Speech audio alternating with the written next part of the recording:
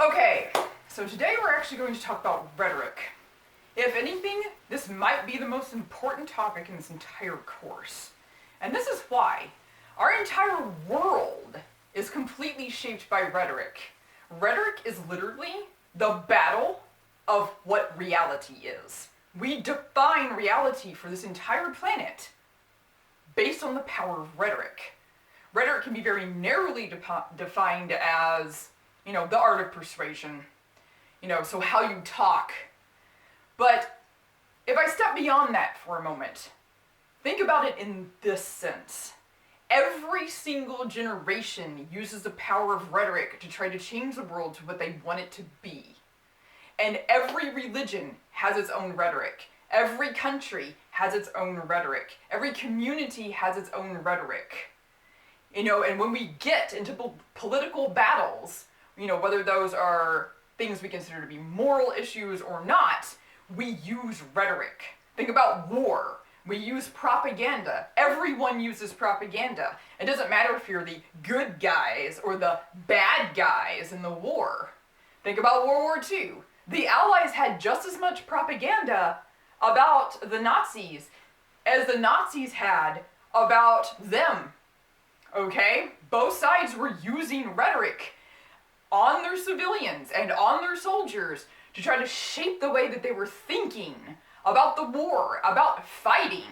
And they were using that rhetoric to motivate people, motivate the civilians to care and maybe donate money or time or supplies or whatever, and the soldiers to fight. But it's not just a war thing. War is a great example of rhetoric. If you want to see the power of rhetoric, look at the history of Christianity.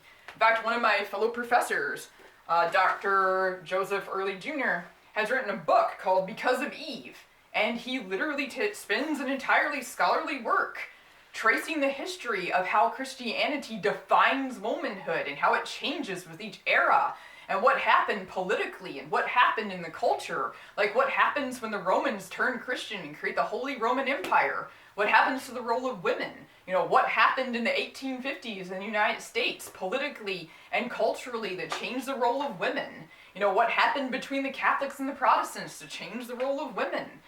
People in this current moment, and Americans especially, because we're such a young nation by comparison, we don't really think about history the same way that basically anyone else does. Go to Europe and talk to a European about history. It's a completely different experience.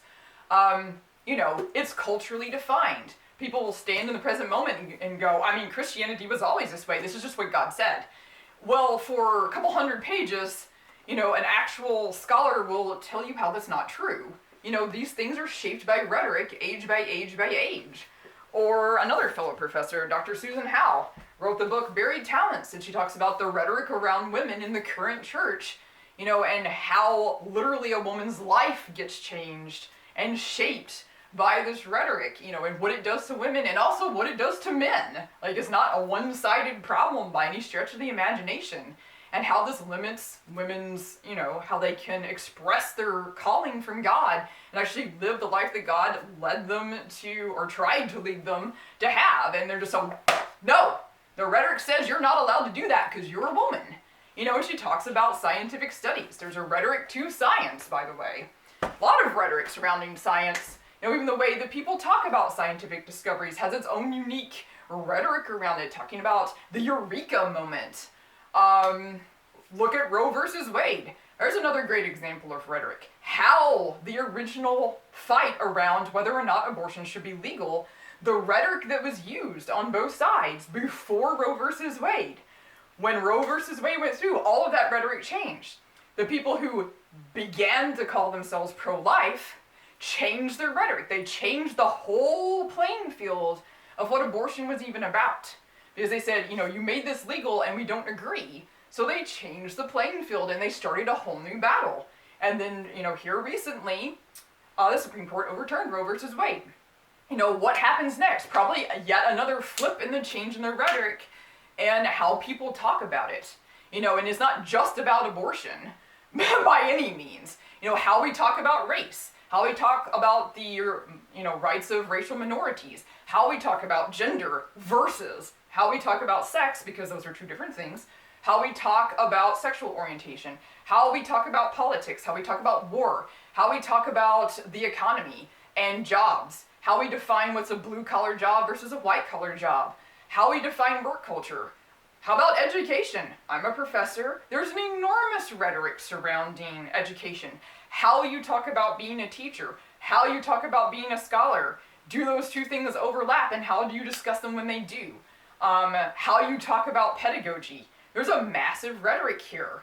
There is an art of persuasion, because in the end, rhetoric is about defining reality. And whoever defines the reality and wins that battle creates the reality that everyone lives in until someone changes it again. So rhetoric, I swear, is probably one of the most important things I could talk to you about in this course for that reason. You know, being part of the Rhet Comp field is to care about the power of rhetoric and to learn how to use the power of rhetoric ethically, one would hope, ethically, to shape the world and make it a better place.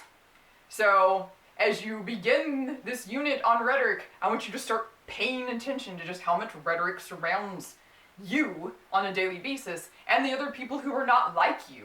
And think to yourself, why? Why is it this way? When did this start? Who started it? What motivation did they have? Because you're not the beginning of history. You know, we entered all of these conversations after they've been going on for hundreds or thousands of years. You know, you really need to take a long view of what it all means, because otherwise it is too easy to stay in the present moment and go, well, blah, blah, blah, about whatever topic it is, and then not really understand even the conversation you're in, or why it matters, or what it can mean in the future, depending on who uses rhetoric to do what. So, again, extremely important topic here, so definitely time to start digging in deeper to the concept of rhetoric.